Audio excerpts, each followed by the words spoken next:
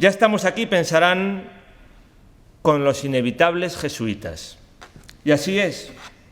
Hablando del panorama espiritual católico del siglo XVI, casi siempre es menester hablar de jesuitas. En realidad, de jesuitas hablamos si estudiamos la Iglesia, la política, las devociones, la cultura, la educación, la universidad, la enseñanza del latín, la imprenta, la Inquisición, los viajes, la catequesis y sus catecismos, la reflexión política, las misiones, la utopía en las reducciones, los derechos del hombre en las tierras descubiertas, es decir, en las Indias, y hasta de jesuitas podemos hablar si hablamos de la producción del vino en la Castilla del siglo XVII y XVIII. Todos estos y muchos más temas pueden ser mezclados con la compañía y en el caso de San Juan de Ávila no podía ser menos.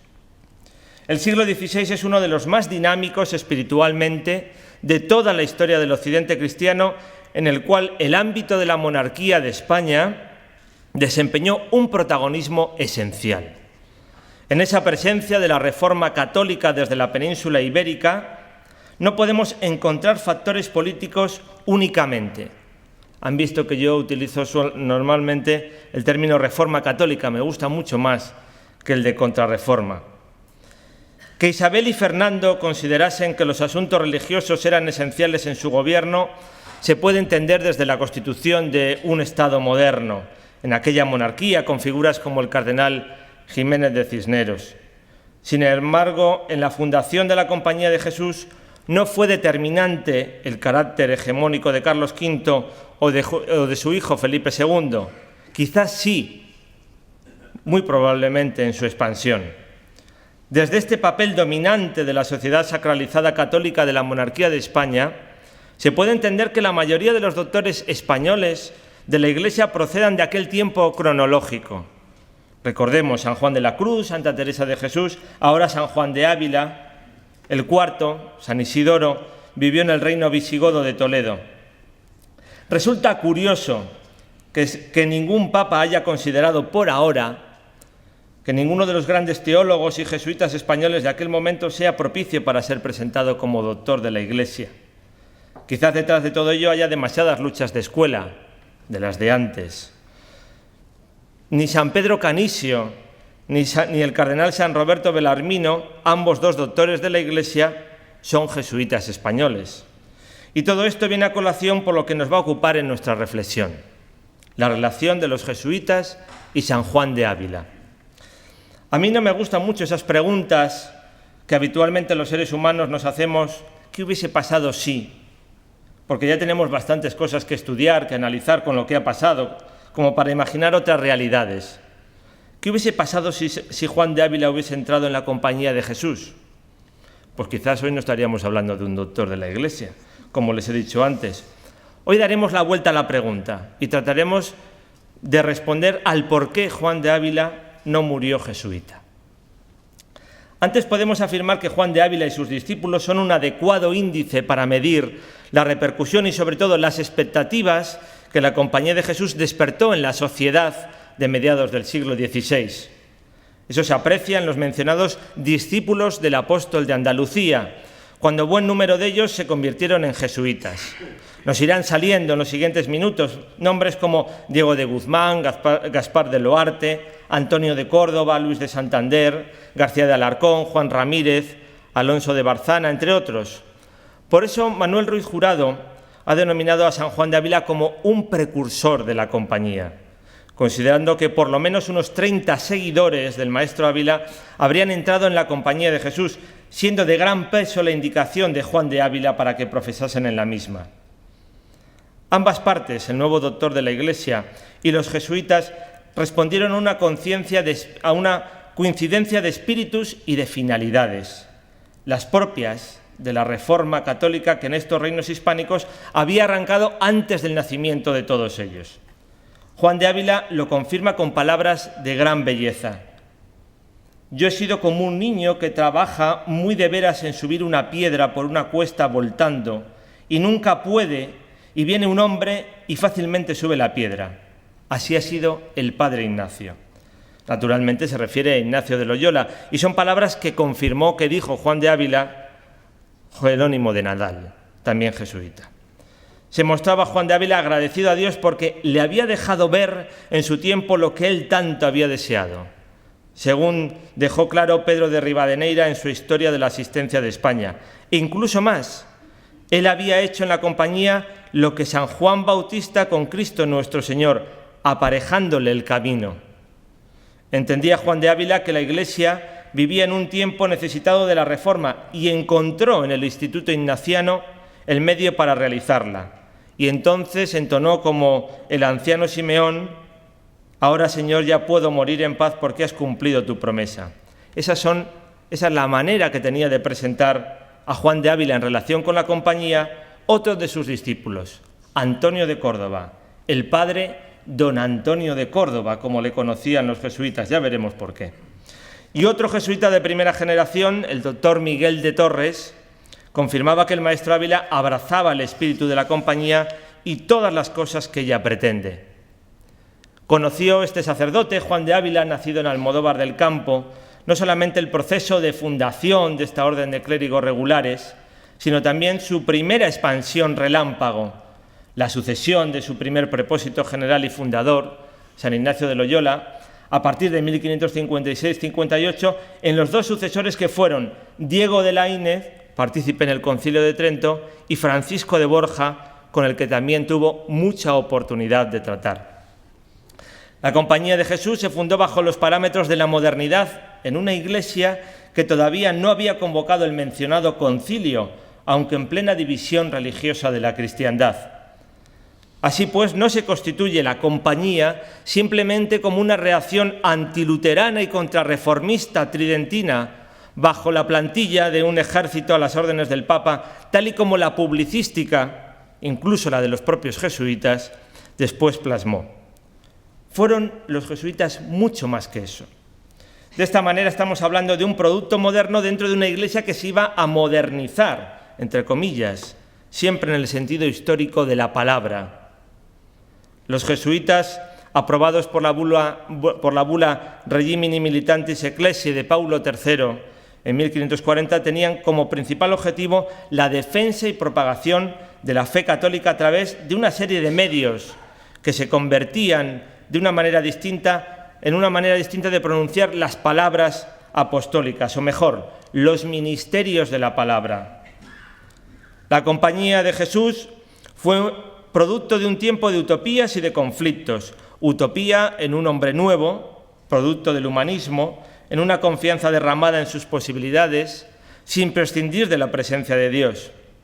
Conflictos en este siglo XVI, que fue una centuria turbulenta espiritualmente, de confusiones, de contradicciones, de divisiones, de acusaciones. El propio Juan de Ávila lo había vivido desde la Universidad de Alcalá, principal foco de esa presencia intelectual y social del erasmismo en Castilla. De erasmismo se estaba discutiendo cuando a Juan de Ávila le ordenaron, se estaba discutiendo en Valladolid.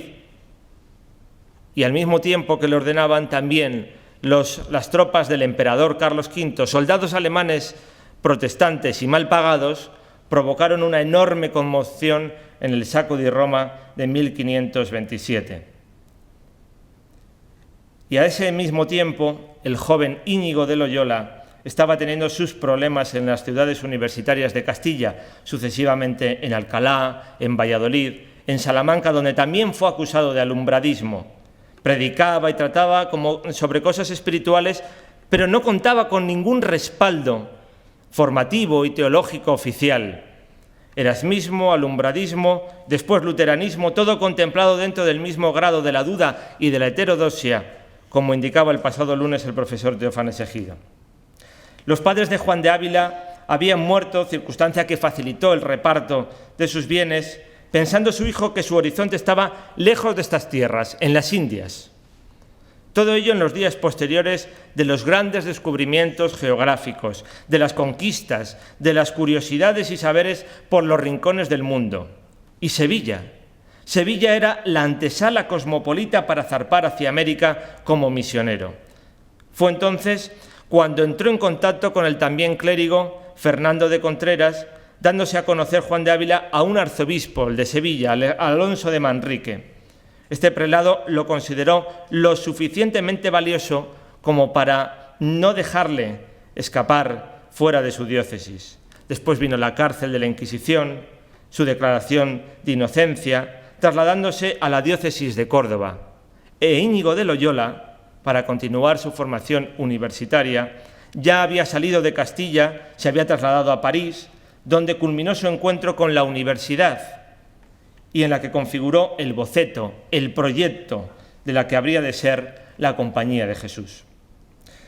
El horizonte de los que habrían de ser conocidos como sacerdotes reformados, los que habrían de ser los primeros jesuitas, era peregrinar a Tierra Santa, intención que no culminaron por la situación de dominio de los turcos en el Mediterráneo.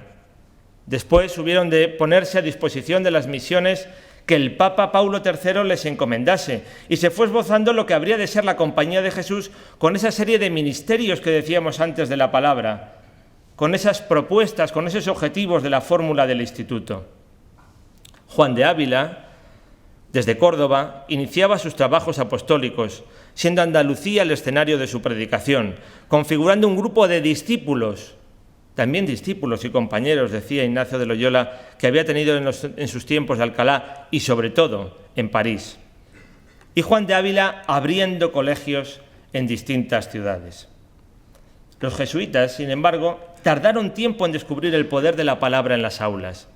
Se lo dieron a conocer a Ignacio primeros compañeros como Laínez, su secretario Juan de Polanco, Jerónimo de Nadal, este último un mallorquín que entró en la compañía ya como sacerdote. Inicialmente los colegios de los jesuitas, no los de Juan de Ávila, que configuraban las provincias jesuíticas, estaban destinados a la propia formación de sus miembros, a completar o repetir las lecciones que estos leían o recibían más bien en las universidades a las que asistían, pero también para la formación de los mismos, pues no todos llegaban con plenitud de conocimientos en letras y teología. Después entendieron que los beneficios que obtenían tanto los profesores como formadores y los alumnos como estudiantes no solamente los tenían que reducir a ellos, sino que también los tenían que volcar en los seglares. Y nacieron los colegios también dedicados a la formación de los seglares. Estaba naciendo la configuración pedagógica de los jesuitas, el descubrimiento de la aportación de la virtud a través de las letras, primando la primera sobre las segundas. Así se verá culminado en un lento proceso de elaboración de un método reunido en la Ratio Studiorum que vertebrará el modo de enseñar de los jesuitas. De ahí que aquellos colegios se fueran propagando con gran éxito, una expansión relámpago, abarcando distintos colectivos de una sociedad estamental, no solo de la nobleza o de los sectores más acomodados, sino también de una burguesía cada vez más emergente. Juan de Yepes, alumno de los jesuitas en la próspera Medina del Campo, no era precisamente ni un noble ni un burgués, más bien un pobre, encontrando entre los de la compañía a sus maestros de latinidad para una posterior vocación en el Carmelo, cuando empezó a ser Fray Juan de Santo Matías y después Fray Juan de la Cruz. Así pues, sacerdotes reformados que han sido relacionados con las élites sociales, pero que sin embargo se convertían en promotores formativos de alumnos procedentes de capas más humildes de la sociedad, dentro de una gratuidad de sus ministerios.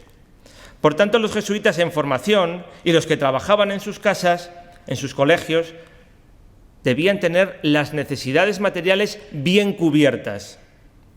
Debían estar aseguradas las trayectorias de las fundaciones, con un capital suficiente para proporcionar rentas con las que construir el edificio y alimentar a sus habitantes.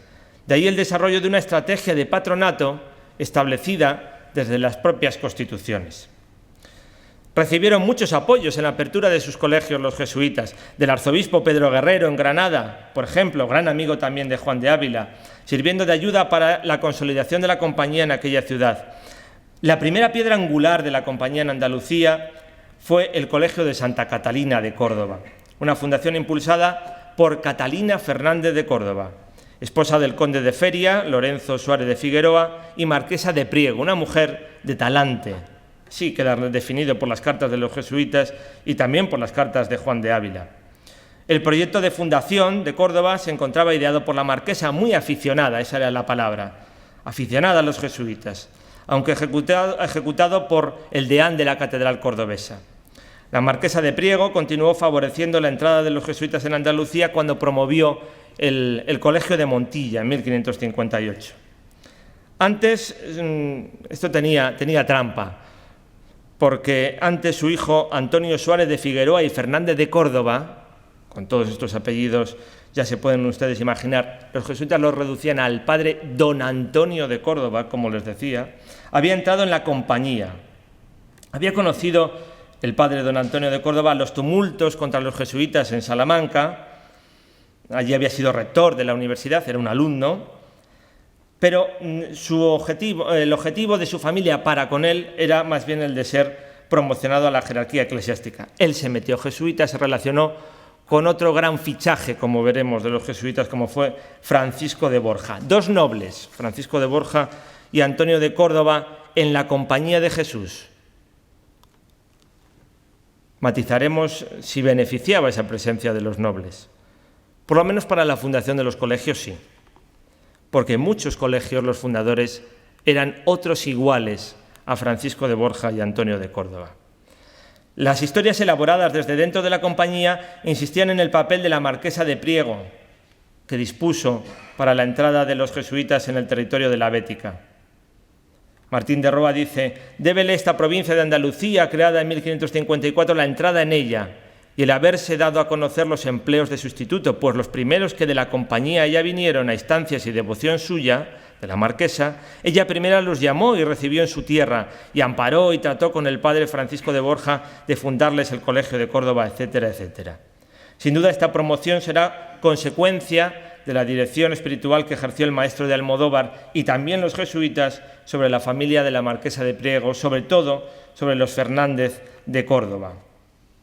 También Juan de Ávila, por supuesto, piedra angular de esa primera presencia de los jesuitas en Andalucía.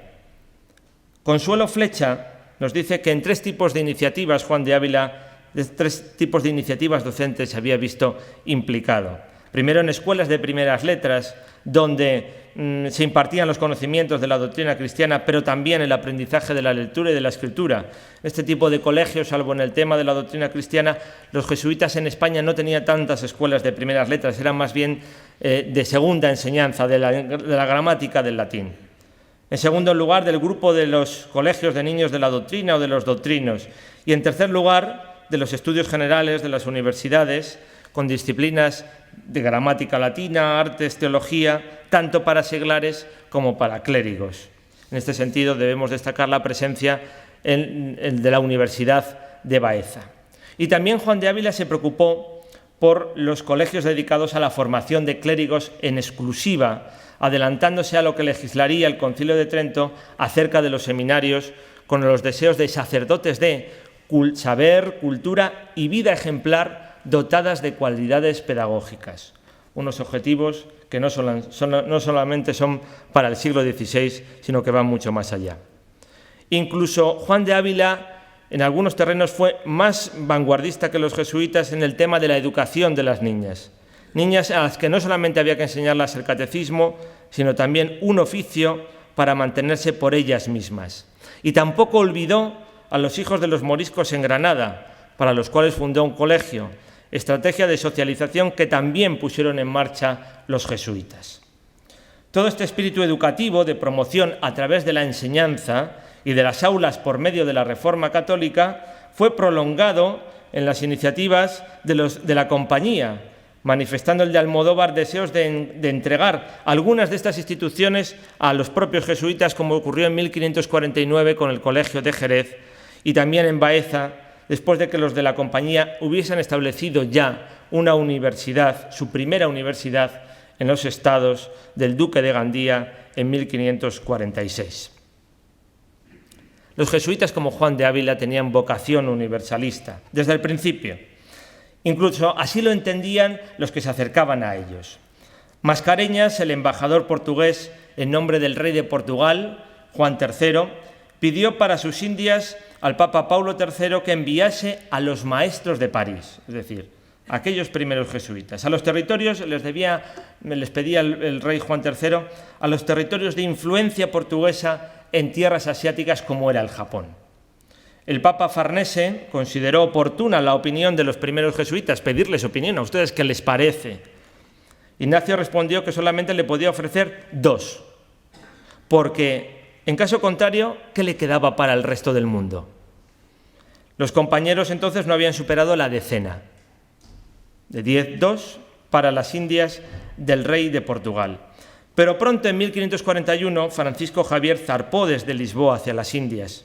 Había comenzado la historia misionera de los jesuitas. Como hemos visto, Juan de Ávila no fue ajeno a esa historia misionera. Los jesuitas y Juan de Ávila habían nacido en la era de los descubrimientos y de las inquietudes renacentistas. El profesor Eduardo Alonso Romo, con la claridad que le caracteriza, ha estudiado la atención que prestó el maestro Ávila a este despegue misionero de la compañía, indicando que en el Audifilia indica Juan de Ávila en un momento que le recuerda ese despegue misionero a la realidad carismática de la primera Iglesia, la fascinación por los primeros cristianos. También se reproducía en sus tiempos, en el siglo XVI, decía Juan de Ávila, entre nosotros y en las Indias orientales y occidentales con más abundancia. Francisco Javier, como después otros jesuitas, habían sentido especial atracción hacia los destinos más alejados, en este caso la India o Japón, siendo este el primer occidental que conoció las costumbres de sus naturales y de sus habitantes, y todo ello lo plasmó en sus cartas, tan leídas, tan requeridas, tan editadas, en la Europa cristiana y dividida que conocía otros mundos. De todo ello se hacía eco el propio Juan de Ávila, en una carta al arzobispo de Granada, el citado don Pedro Guerrero, en 1564, y le decía: «Dícenme que lo que en la tierra del Japón más mueve a los gentiles a convertirse por los de la compañía es ver que han ido tantas leguas de tierra y mar a buscar la salvación de ellos, sin propio interés y con grandes trabajos y peligros de muerte». También en estas misiones portuguesas de Oriente encontramos a discípulos de Juan de Ávila, a Juan Díaz, a Diego Pareja, del que decía el provincial de Portugal que tenía todas las cualidades que Francisco Javier requería a un misionero, al portugués Manuel Fernández, a Francisco Dionisio, a Jerónimo de Cuenca, al laico Miguel Vaz Coutinho, a Diogo de Borba, todos ellos discípulos de Juan de Ávila, después jesuitas y después misioneros en Oriente. Incluso otros llegaron a la compañía y a la compañía para Oriente a través de los discípulos del maestro Juan de Ávila, es decir, discípulos en tercera generación casi, enfocando también sus ministerios hacia las misiones de Oriente. Nos lo cuenta Bartolomé de Alcázar en una historia posterior, la cronohistoria de la provincia de Toledo. Y nos lo dice así: a los principios de la guerra de Granada contra los moriscos, estamos hablando de la sublevación de las Alpujarras de 1568, sirvió en ella de capitán de infantería un noble mancebo natural de Caravaca, llamado Melchor de Mora, y acabada la rebelión se volvió a su tierra en edad de 25 años. Llegó entonces a aquella villa un discípulo del venerable maestro Juan de Ávila, predicador fervoroso, y estando una tarde nuestro capitán en la plaza con otros amigos, el nuevo misionero subiendo sobre una mesa, esa era la escenografía de aquellas primeras misiones populares, hizo una plática de los engaños del mundo y de cuán burlados deja a muchos. En 1572, Melchor de Moya ingresó en la compañía en Alcalá, que era una gran cantera de vocaciones, marchando a la misión japonesa. Incluso el mencionado historiador Eduardo Alonso Romo ha recordado también la influencia que los escritos y las palabras de Juan de Ávila tuvieron en las misiones orientales de la compañía. Así pues, los jesuitas se manifestaron como misioneros en hombres de vanguardia, en escenarios geográficos indefinidos que ellos contribuían a dibujar. Fueron desarrollando sus propias estrategias de evangelización, cada vez más perfiladas con la entrada en nuevos territorios, uniéndose las peculiaridades de cada espacio geográfico y el interés por conocer al evangelizado, sobre todo en su lengua, que en definitiva en ella se tenían que dirigir. Bien sabía el maestro de Montilla que la expansión de cualquier obra no iba a ser fácil, sino más bien repleta de pliegues y dificultades. Los jesuitas discutieron comportamientos que a su juicio no facilitaban sus trabajos apostólicos, los propios, y que pertenecían a los habituales de las órdenes religiosas que habían existido hasta entonces. Los jesuitas no querían rezar en el coro, los jesuitas establecían su propio comportamiento en la penitencia, sus propios momentos de la oración, supieron encuadrar su ideal de orantes y de hombres de penitencia dentro de su relación con ese mundo del que otros simplemente gustaban huir. Adoptaron otros signos de identidad, algunos de los cuales llamaron poderosamente la atención en aquella sociedad sacralizada, sobre todo en trabajos como los propios de la asistencia social, especialmente la atención a los enfermos, a los moribundos, a los prisioneros en las cárceles, a los que habían sido condenados a muerte preocupados por su salvación. No faltaron tampoco los conflictos y las oposiciones, muchos, al establecimiento de los jesuitas en las ciudades, que era su principal escenario de trabajo, así como los temores a la intervención de la Inquisición. Los días que contempló Juan de Ávila estaban plagados de discursos pronunciados contra los jesuitas, como las palabras que salieron de los labios del fraile dominico Melchor Cano, el que ladra, decían los jesuitas en su correspondencia, del arzobispo primado Juan Martínez Silicio en la archidiócesis de Toledo, o de las oposiciones desarrolladas a su establecimiento en Zaragoza, solventadas por la princesa Juana de Austria, hermana de Felipe II y hermana de la Compañía. Precisamente, Ignacio de Loyola le escribió en 1549 a Juan de Ávila, la mencionada carta que hemos leído al principio, para agradecerle las intenciones que había tenido para con los jesuitas, comunicándole los pasos que pretendía dar para contrarrestar la persecución que Melchor Cano estaba desarrollando contra los jesuitas en una Salamanca donde acababan de establecerse con las reticencias del propio Ignacio. Y le decía Ignacio a Juan de Ávila que en Salamanca, según que nos escriben los nuestros, han pasado y pasan mucha contradicción algunos padres dominicos, movidos, como yo creo, más de buen celo que de ciencia de vida, y esta mal contradicción ha que dura por 10 meses, y agora, teniendo cartas, de nuevo, de los 25 de noviembre y del 2 de diciembre pasado, esto lo escribía Ignacio de Loyola en enero del siguiente año, más en aumento, más se metían con ellos, y tanto fuera de todos términos que hemos sido forzados a proveer en ello conforme a lo que San Agustín y otros muchos santos doctores nos lo muestran. Acudieron a San Agustín para ver cómo se tenían que enfrentar a estos dominicos, especialmente a Melchor Cano. Juan de Ávila respondió subrayando el acierto de Ignacio de acudir también a la sede apostólica para actuar contra los que se pronuncian, estas eran las palabras de Juan de Ávila, a la obra de Dios para que se reprimiesen las lenguas de los que, o con buena o mala intención, ponían nota en los suyos. Y continúa el maestro Ávila. El águila aprueba sus polluelos a los rayos del sol, el artífice el oro en el crisol, y Cristo prueba a los siervos si son de admitirse por suyos en el horno de la tribulación.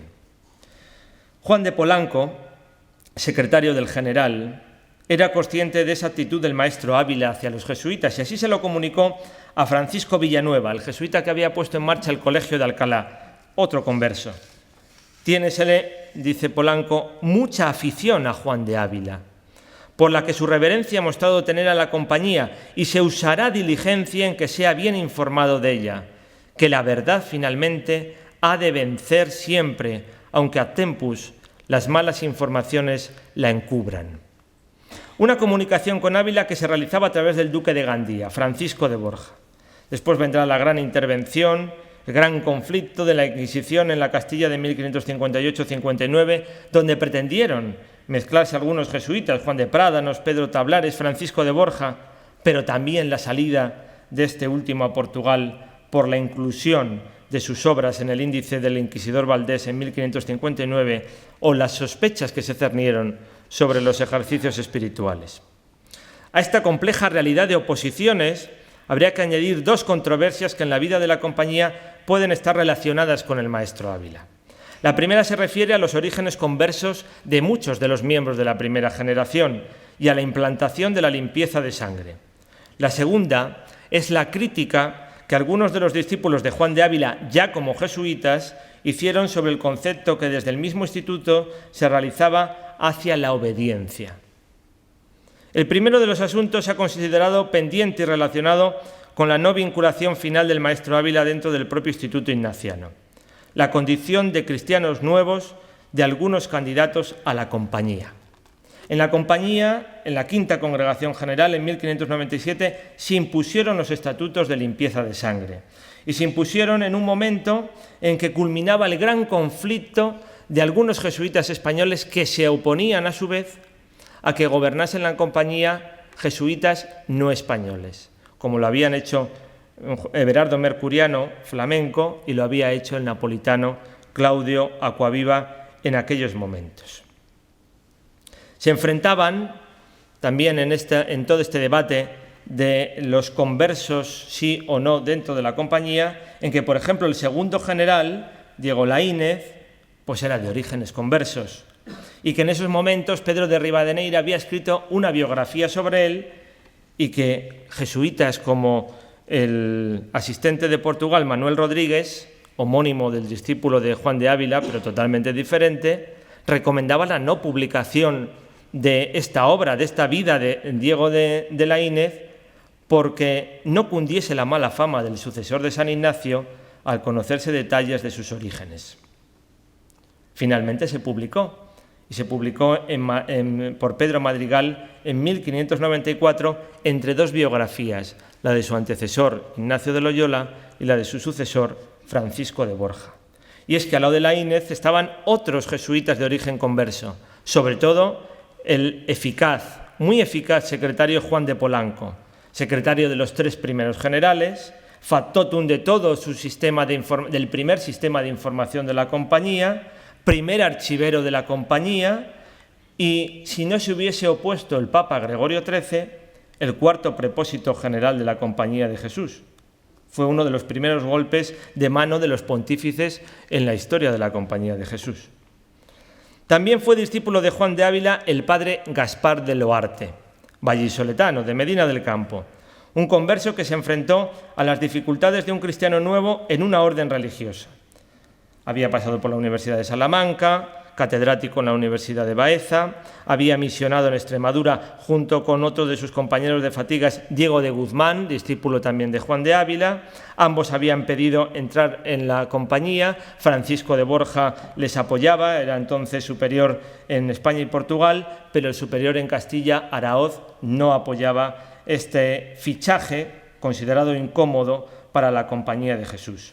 Tuvo que intervenir el propio Ignacio de Loyola y llevársele finalmente a Gaspar de Loarte a Roma, donde fue rector en Génova, en Mesina, el primer colegio para seglares, volvió a Génova y finalmente murió en España, a edad muy avanzada, en una misión destinada a los moriscos en Valencia. Loarte fue importante en el mundo, en el ámbito de la doctrina cristiana, sobre todo con el catecismo de Pedro Canisio, aportó recursos a la meditación espiritual de la Pasión de Cristo, a los 15 misterios de la oración mariana del Rosario, meditaciones en sus ejercicios de la vida cristiana, textos traducidos, editados, recomendados por Carlos Borromeo, por Felipe Neri, por Magdalena de Praxis, incluso en la misión jesuítica del Japón.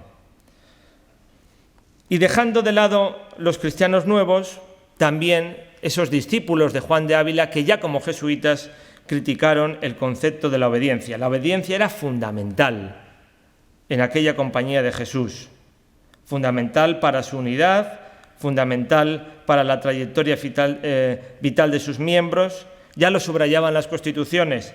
En el cuerpo todos los miembros no son ojos, ni orejas, ni manos, ni pies. Y como cada miembro tiene su oficio y se contenta con él, así también en el cuerpo de la compañía, todos no pueden ser letrados ni todos sacerdotes, sino que cada uno se ha de contentar con el oficio que le toca según la voluntad y juicio del superior, el cual ha de dar cuenta a Dios de todos los suyos.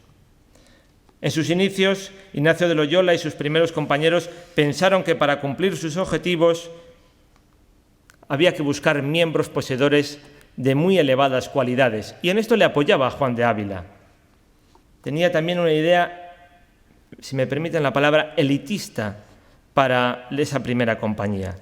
Deseo que la gente de esta santa congregación, decía Juan de Ávila, no fuese mucha, no porque esté el bien en ser poco, sino porque está en ser buenos, y de lo bueno suele haber poco.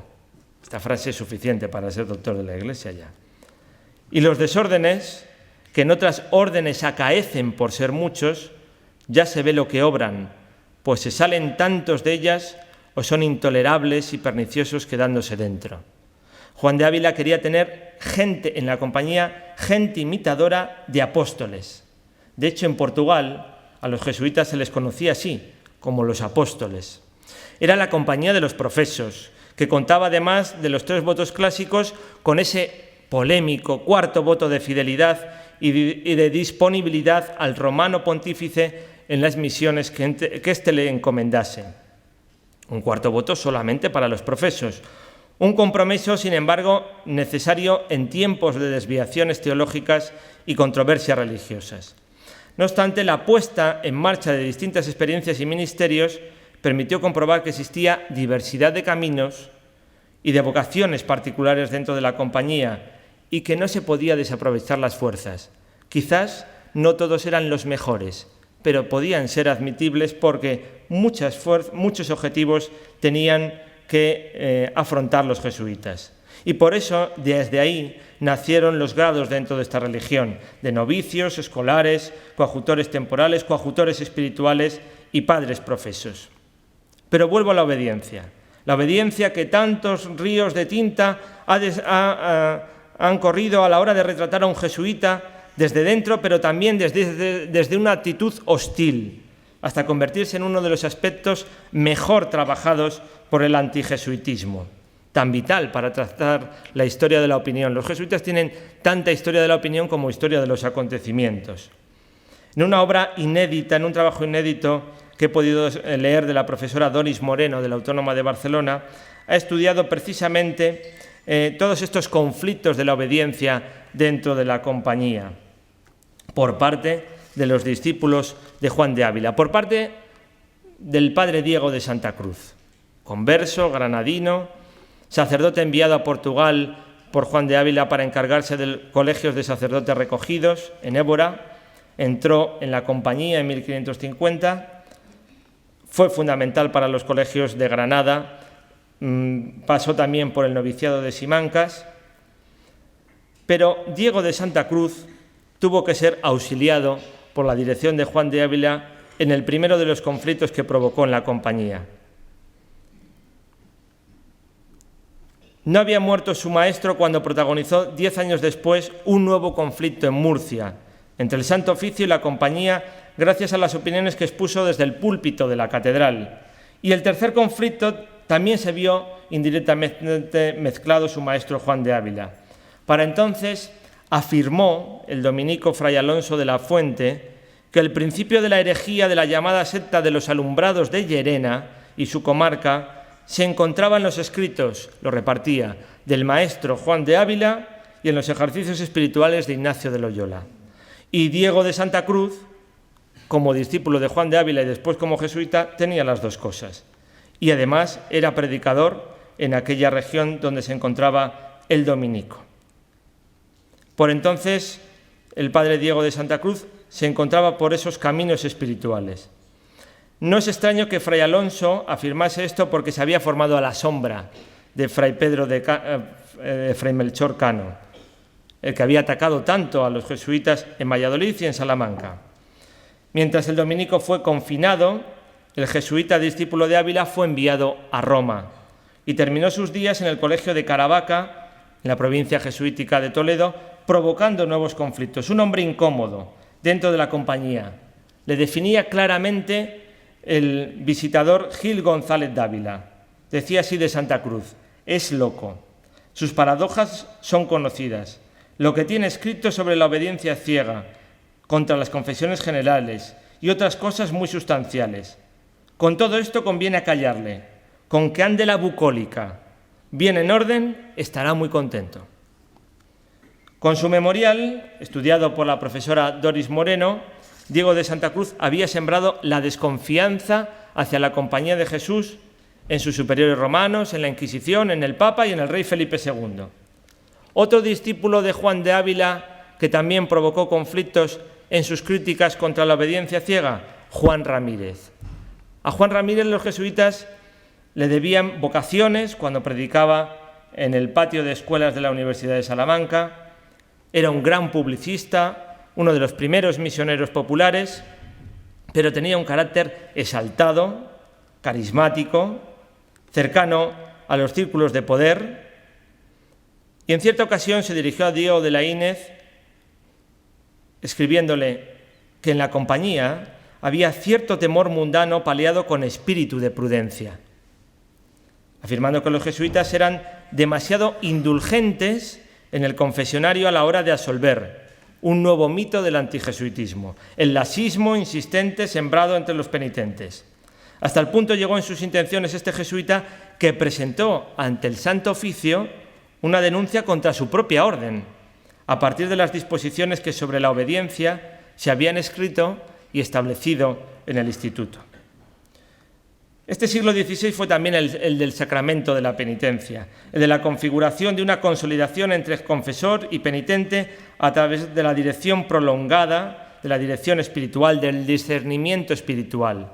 El maestro Ávila fue todo un maestro en la dirección espiritual, los jesuitas también lo fueron. Hemos visto la semana pasada cómo Juan de Ávila y a Juan de Ávila se vincularon Juan de Dios, el arzobispo Juan de Ribera, Teresa de Jesús, pero también el duque de Gandía, Francisco de Borja, una de las incorporaciones más llamativas a la Compañía de Jesús. Un hombre de la corte, un hombre de servicio, un hombre de las personas reales. Y se convirtió jesuita después de una conversión, valga la redundancia. Conversión que también se aplica para Íñigo, Ignacio de Loyola y para Francisco Javier. Una conversión que no se puede vincular a un nuevo credo, sino más bien a un cambio de prioridades. La conversión, ya lo saben, los agiógrafos lo plasmaron muy bien, muy didácticamente, de forma leccionadora, práctica, en ese camino de Damasco que en su caso era el camino hacia Granada, cuando conducía el cadáver de Isabel de Portugal. Pero aquella conversión tan plástica también responde a todo un proceso espiritual en el cual tuvo que ver el maestro Juan de Ávila, el sermón pronunciado en la catedral granadina y también el discernimiento de espíritus que ejerció Ávila sobre Borja. Borja nunca fue un jesuita cualquiera y tuvo un ascenso meteórico dentro de la compañía, capaz de crear oposiciones, conflictos a los jesuitas que lo contemplaron. Es curiosa la carta que le dirige Juan de Ávila años después a Francisco de Borja, cuando le eligen superior de la Compañía de Jesús, y le dice: «No se queje vuestra paternidad de la cruz del regimiento que nuestro Señor ha puesto en sus hombros, que harto tiempo le ha dejado holgar debajo de los regalos del obedecer. Y ya que vuestra paternidad es viejo o va a serlo, ha de tomar», tenía 56 años entonces, «ha de tomar para sí lo dicho a San Pedro: extenderás las manos y otro te ceñirá y te llevará donde no quieras. Admirable es la sabiduría del Señor, que sabe mortificar a malos con humillaciones y a los humildes con darles honras y lugares altos. Tenga vuestra paternidad paciencia y confíe en Él, que es todopoderoso, que le dejará lo necesario para el cargo que le dio». Montilla, 19 de febrero de 1566. Y entre los jesuitas hubo grandes directores espirituales. En aquellos primeros momentos, por ejemplo, Baltasar Álvarez, muy cercano también a la Madre Teresa de Jesús, muy cercana a la Madre Teresa de Jesús con los jesuitas, a sus confesores, aquellos que facilitaron fundaciones y vocaciones, casi siempre, con alguna excepción, como la de Casilda de Padilla. De las pocas veces, o de la única vez, que la Madre Teresa habló mal de los jesuitas, o insinuó algo sobre los jesuitas. Se consideraba muy teatina, como se conocía popularmente a los jesuitas en aquella España, los teatinos, que eran otra orden religiosa. Una dirección espiritual en la que no estaban ajenas las mujeres, tan habituales, prevención hacia las mujeres, pero las mujeres están presentes en todas las fundaciones de los jesuitas. Aquí la hemos encontrado, la marquesa de Priego, sin duda alguna. A doña Sancha Carrillo, a la cual dedica su Audifilia Juan de Ávila, escucha, hija, pues años después el padre Martín de Roa, de la Compañía, publica La vida y maravillosas virtudes de doña Sancha Carrillo por el padre Martín de Roa de la Compañía de Jesús, dedicada a Diego Fernández de Córdoba, marqués de Guadalcázar, virrey y capitán general de las provincias de Nueva España. Y también los jesuitas hablarán de doña Ana Ponce de León, nuera de la marquesa de Priego, clarisa en Montilla, a la que conocía bien Juan de Ávila. La confesión, la dirección espiritual, reforma individual, reforma interior para pasar a la reforma de la Iglesia.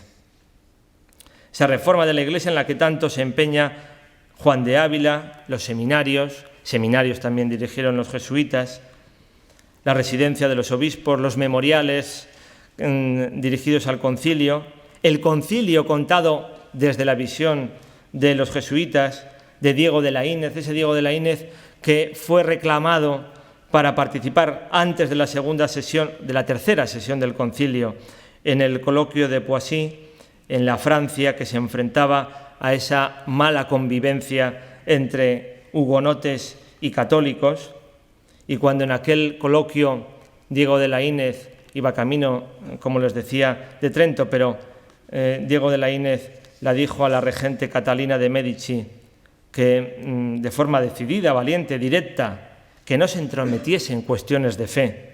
Palabra y recomendación que la viuda de Enrique II de Francia, dice así la carta de los jesuitas, les coció un poco. Más necesario era el envío de los obispos franceses al Concilio de Trento, pensaba Diego Laínez. Pues en esa segunda y tercera sesión participó Laínez en Trento, en distintos asuntos, y de Trento viajó hacia Roma y en Roma al poco tiempo murió. Juan de Ávila conocía todos estos viajes porque además los jesuitas así se lo relataban. En Alemania, en las partes donde reside nuestra compañía, escribe Laínez a Juan de Ávila, hay en esta parte notable mejoría, Dios loado, y también en Francia, y esperarse ya mucho mayor obra si se aumentase mucho el número de los operarios. Envíelos el Señor de la viña por su bondad infinita. El Papa hace diligencias que puede para ayudar a aquel reino, y agora envía por legado a él al cardenal de Ferrara, y a él le tenía que acompañar el propio Laínez. Jesuitas que se convertían en grandes predicadores, como antes lo había sido Juan de Ávila. Jesuitas que se convertían también en maestros de la doctrina cristiana, como también lo fue Juan de Ávila. Jesuitas que no fueron los inventores de ciertos medios de trabajo o caminos apostólicos, pero que contribuyeron a consolidarles, a actualizarles, a dotarles de una clara eficacia. Ocurrió en la enseñanza, ocurrió también en los catecismos, como nos recordó el profesor Luis Resines. Concluyendo, la historia de la compañía había sido también la de los importantes fichajes. Las hemos citado aquí, los fichajes galácticos, como diríamos hoy. Francisco de Borja fue un fichaje galáctico. Los jesuitas habían nacido, como hemos visto, con un afán público, no para recluirse en clausura, sino para estar en el mundo, no para estar en un coro rezando las horas canónicas, sino para procurar la salvación de los otros al tiempo que procuraban la suya propia. Por eso hubo hitos que podían ayudar y contribuir a que las finalidades de la compañía se extendiesen con mayor rapidez y seguridad. Y desde ahí se entiende que Ignacio de Loyola afirmase cuando se enteró de la vocación de Francisco de Borja que el mundo no había tenido orejas para escuchar tal estampido. O en el caso de Juan de Ávila, reflejando los deseos de casi todos para que finalmente profesase como tal, aunque nunca sucedió, pues Antonio de Córdoba, Jerónimo Nadal, confirmaron el pensamiento de Juan de Ávila de entrar en la compañía, pero la enfermedad se presentó como un obstáculo insalvable.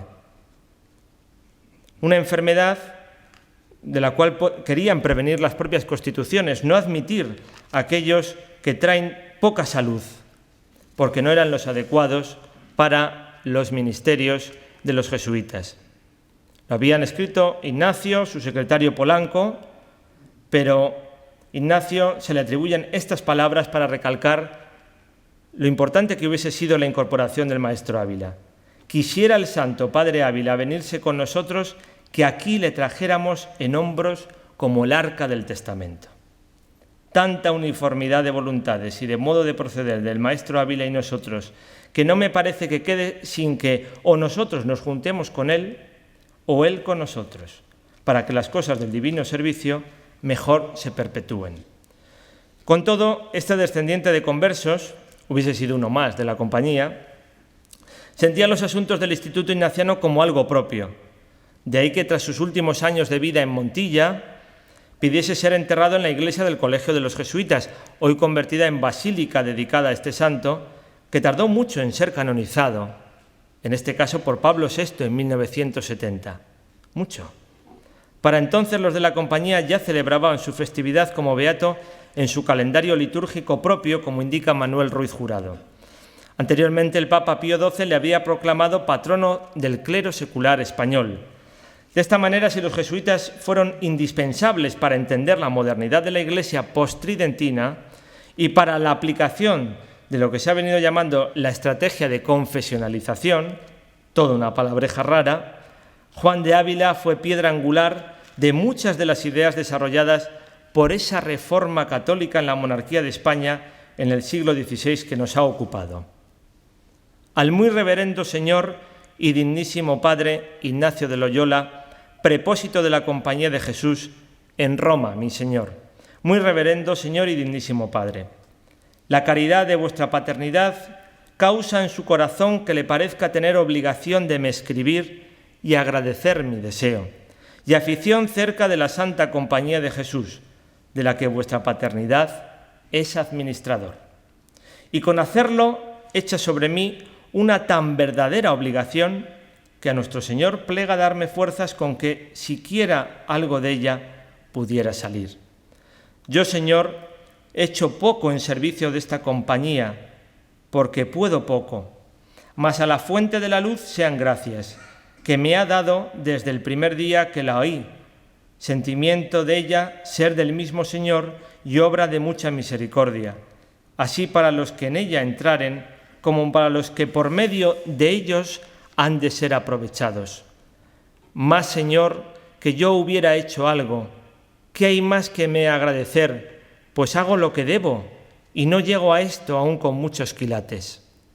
Y de mi poquedad suplico a vuestra paternidad, tenga cuidado como de un muy pobre que en su caridad se encomienda, y deseoso de ver glorificado el nombre del Señor por medio de esta santa compañía. De Córdoba, 13 de abril de 1549, siervo de vuestra paternidad, Juan de Ávila. Muchas gracias.